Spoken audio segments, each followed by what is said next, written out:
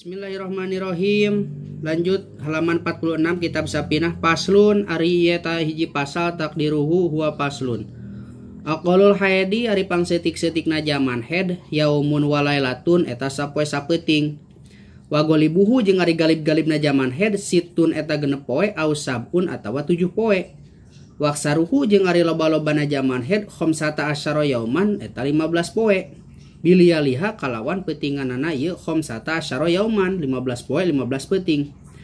Aqalu tahuri ari pangsetik-seetikna zaman sucian bainal haidataini eta di antara dua hedan. Khamsata asyara yauman nyaeta 15 poe. Wa golibuhu jeung ari galib-galibna zaman sucian arba'atu wa isruna yauman eta 24 poe. Au salah satu wa isruna yauman atawa 23 poe. Walahada jeung teu aya batesanana li aksarihi kana loba-lobana zaman sucian. Galib-galibna mah zaman suci teh 24 poe atawa 23 poe. Berarti headna 7 poe atawa 6 poe. Aqalu nipasi ari pangsetik-setikna zaman nipas majatun eta sagecrotan. Wa golibuhu jeung ari galib-galibna zaman nipas arbauna yauman eta 40 poe. Wa aksaruhu jeung ari loba-lobana zaman nipas situna yauman eta 60 poe. Paslun ari eta hiji pasal a'dzarus sholati ari pirang-pirang udurna dina salat isnani eta aya 2. Annaumu tegasna hiji ku sabab sare atawa kasarean. Wa nisyanu jeung kaduana ku sabab poho. Selain ti sare jeung poho ninggalkeun salat dosa. Paslun ari eta hiji pasal surutus sholati ari pirang-pirang syaratna salat samaniatun eta aya 8.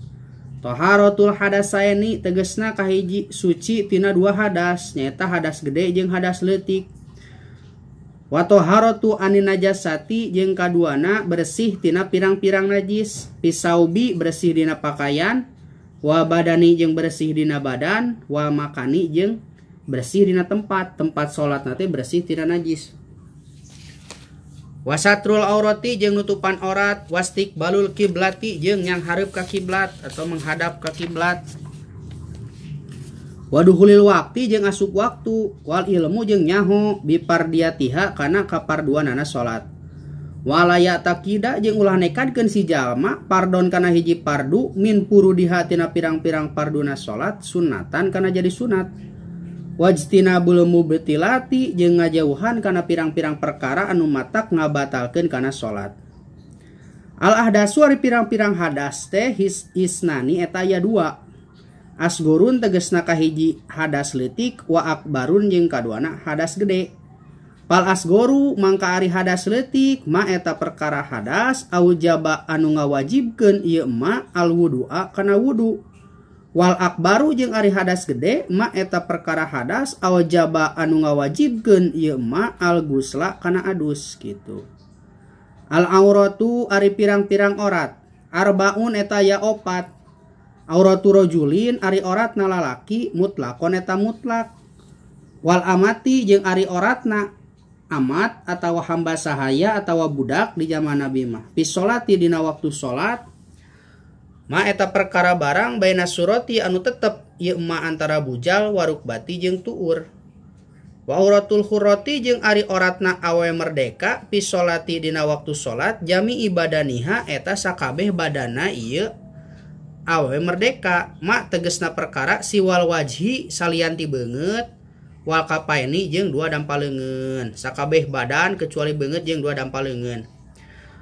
Wa auratul khurrati jeung ari oratna awewe merdeka wal amati jeung amat jeung hamba sahaya ingdal ajanibi dinana di hareupeun lalaki sejen jamiul badani eta sakabeh badan. Wa ingda maharimihima jeung dina nalika di hareupeun mahramna ieu awewe merdeka jeung amat hareupeun salakina.